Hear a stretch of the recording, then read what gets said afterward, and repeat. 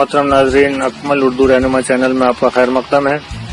मैं अकमल नईम सिद्दीकी एक नए वीडियो के साथ फिर आपकी खिदमत में हाजिर हूँ। मोहतरम नाजरीन, आपसे मुअद्दबाना गुजारिश है कि इस चैनल को सब्सक्राइब का बटन दबाकर सब्सक्राइब जरूर कीजिए।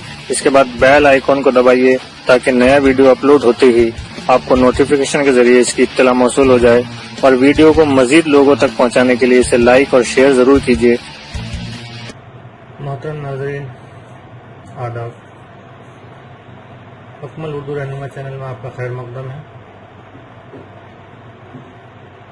आज हम दर्जा 10 की एक हम्द को अपना मौजू बना रहे हैं। दाग दहलवी की लिखी हुई ये हम्द है जो 10वीं क्लास की किताब में आपके निसाब में शामिल है। डियर स्टूडेंट्स, शुरू करने से पहले सबसे पहले हम ये समझ लें कि हम्द किसे कहते हैं।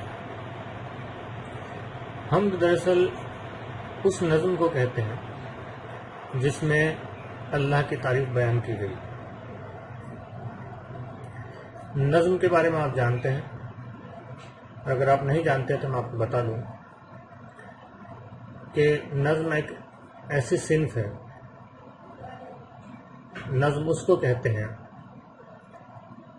जिसमें उसके तमाम अशआर में यानी मुकम्मल नज़्म में एक ही मौजू पर बात की गई हो। यानी नज़्म हमेशा एक विषय पर केंद्रित होती है, एक सब्जेक्ट, एक मौजू पर पूरी नज़्म लिखी जाती है। जबकि गज़ल जो है उसका हर शेर अपना अपने मुकम्मल यूनिट होता है और हर शेर अलग मौजू पर बात करता है। दूसरी खासियत नज़्म की जो उसको गज़ल से अलग करती है वो ये है कि नज़्म क्योंकि एक ही मौजू पर लिखी जाती है, इसलिए नज़्म का एक बाकायदा उन्वान होता है, एक शीर्षक होता है, एक नाम होता है। बहुत सारी नज़्मों के नाम शायद आपने सुने हों। अल्लामा इकबाल की मशहूर नज़्म है शुआए उम्मीद। इसी तरह से नज़ीर अकबर आबादी की कई नज़्में हैं जैसे होली नामा, रोटियाँ, आदमी नामा वगैरह। तो ये इन नज़्मों के नाम हैं जो उनके मौज़ूआत की मुनासिबत से रखे गए हैं। यानी होली नामा ऐसी नज़्म है जिसमें होली के बारे में जिक्र किया गया है। रोटियाँ एक ऐसी नज़्म है जिसमें रोटियों के बारे में गुफ्तगू की गई है। लेकिन गज़ल को अगर आप देखेंगे तो गज़ल का कोई टॉपिक या उन्वान या शीर्षक नहीं होता, क्योंकि गज़ल कभी भी एक विषय पर नहीं लिखी जाती। नज़्म की जो तीसरी खासियत है, विशेषता है, वो ये है कि नज़्म में अशआर की जगह बंडल होते हैं, बंद होते हैं। गज़ल में हमेशा 2 मिसरों का एक शेर होता है, जबकि नज़्म में ऐसा नहीं। नज़्म में 2 मिसरों का एक बंद हो सकता है, 3 मिसरों का हो सकता है, 4-4 मिसरों का हो सकता है, 5-5 का हो सकता है, 6-6 का हो सकता है, 7-7 का हो सकता है। तो नज़्म के अंदर ये ज़रूरी नहीं है कि 2 मिसरों का एक शेर ही हो।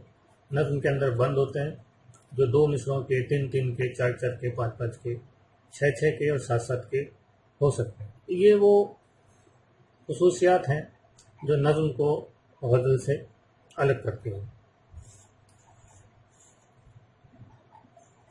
नज़्म के अंदर जो बंद होते हैं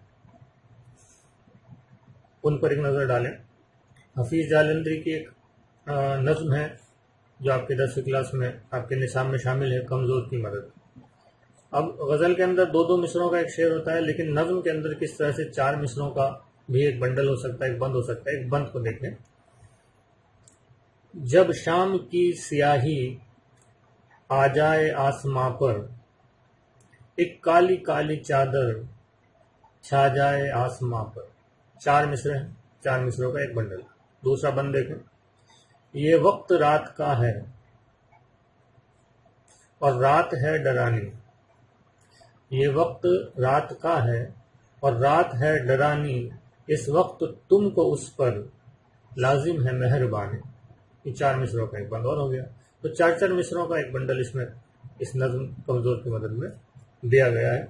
तो मुख्तसर तौर पर अगर हम देखें, नज़्म वो होती है जिसमें एक ही मौजू होता है और मौजू की वजह से उसका एक नाम होता है और उसके अंदर बंद होते हैं وہ نظم کہلاتی ہے۔ اب ایسی نظم جس کا موضوع اللہ کی تعریف ہو وہ حمد کہلاتی ہے، اور ایسی نظم جس کا موضوع رسول اکرم صلی اللہ علیہ وسلم کی تعریف ہو اس کو ہم نعت کہتے ہیں، اور ایسی نظم جس کے اندر اللہ کے رسول اور اللہ کے علاوہ اور کسی بزرگ کا، ولی کا، پیر کا ذکر کیا جائے اس کو ہم منقبت کہتے ہیں۔ ایک منقبت بھی آپ کے نصاب میں شامل ہے، خواجہ غریب نواز سے متعلق منقبت ہے، وہ بھی آپ کے نصاب میں شامل ہے، ایک نعت بھی آپ کے نصاب میں ہے، اور یہ ایک حمد بھی آپ کے نصاب میں ہے۔ تو حمد وہ ہے جس میں اللہ کی تعریف اور توصیف بیان کی جائے۔ آئیے اب آپ کے نصاب کی جو نظم ہے ہم اس کا مطالعہ کرتے ہیں۔ داغ دہلوی کی لکھی ہوئی یہ حمد ہے، بہت آسان الفاظ اس کے اندر ہیں، اور میں آپ کے سامنے پڑھتا ہوں، آپ اس کو کتاب میں دے کے 3-4 بار پڑھیے گا اور اس کے سوالات کے جواب دینے کی کوشش کیجیے گا۔ پہلا شعر ہے: یا رب ہے بخش دینا بندے کو کام تیرا، محروم رہ نہ جائے کل یہ غلام تیرا۔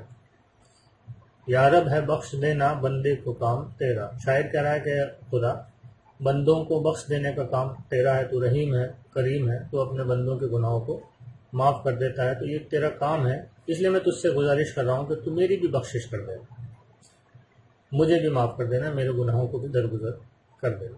دوسرا شعر ہے: جب تک ہے دل بغل میں ہر دم ہو یاد تیری، جب تک ہے دل بغل میں ہر دم ہو یاد تیری۔ دل بغل میں ہونا یعنی جب تک میں زندہ ہوں، یہ دل میرے سینے میں دھڑک رہا ہے، جب تک میں زندہ ہوں تب تک میں تجھے یاد کرتا رہوں، تجھ سے غافل نہ ہوں، تیرے احکامات سے غافل نہ ہوں، جو تو نے راستہ بتایا اس سے غافل نہ ہوں، تیرے بتائے ہوئے راستے پر چلو۔ جب تک ہے دل بغل میں ہر دم ہو یاد تیری، جب تک زباں ہے منہ میں جاری ہو نام تیرا، اور جب تک میرے منہ میں زبان ہے یعنی میں حیات ہوں، میں زندہ ہوں، تب تک میں تیرا نام لیتا رہوں، تیری حمد و ثنا کرتا رہوں۔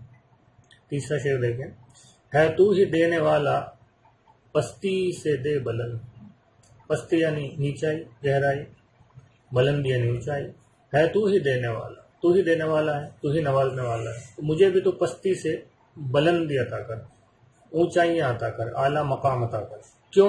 کیونکہ دوسرے مصرعے میں اس بات کی وضاحت کی گئی ہے: اسفل مقام میرا، کیونکہ میرا مقام اسفل ہے، نیچا ہے، گرا ہوا ہے، پستی میں ہے، اعلیٰ مقام تیرا، تیرا مقام بہت اعلیٰ ہے، تو بہت اعلیٰ مقام والا ہے، تو میں تجھ سے دعا کرتا ہوں کہ مجھے بھی دنیا کے اندر اور آخرت میں اونچا اور اعلیٰ مقام دے۔ یہ آخری شعر ہے، اس میں آپ دیکھیں گے کہ شاعر نے اپنا تخلص کا استعمال کیا ہے، اور یہ آخری شعر ہے، اس لیے اس شعر کو مقطع کہتے ہیں، کیونکہ اس کے بعد غزل یا نظم جو ہے ہماری ختم ہو جائے گی، اور شاعر کا تخلص بھی اس میں ہے: یہ داغ بھی نہ ہوگا تیرے سوا کسی کا، خدا کو کہنے کہ یہ داغ بھی نہ ہوگا تیرے سوا کسی کا، کونین میں ہے جو کچھ وہ ہے تمام تیرا۔ اس دنیا میں، کونین کا مطلب دونوں دنیا ہے، دنیا اور آخرت، دنیا اور آخرت میں جو کچھ بھی ہے سب تیرا ہے، تو جب سب کچھ ہی تیرا ہے تو میں بھی دنیا میں ہوں، تو یہ داغ بھی تیرا ہے، یعنی داغ ہمیشہ تیری عبادت کرے گا، تجھ سے محبت کرے گا، تیرے بتائے ہوئے راستے پر چلے گا۔ تو یہ حمد ہے، آپ اس کو پڑھیں 3-4 بار، اپنی کاپی میں لکھیں اور مشکل سوالات لکھیں، اور پیچھے جو سوالات دیے گئے ہیں ان کے جوابات آپ اپنی کاپی میں تحریر کریں۔ اگلے سبق میں انشاءاللہ میں ان کے جوابات پر بات چیت کروں گا، تو کوئی سوال آپ کو سمجھ میں نہیں آ رہا ہے، جواب آپ کو نہیں آ رہا ہے، تو آپ اس سے براہ راست رابطہ کر سکتے ہیں۔ السلام علیکم۔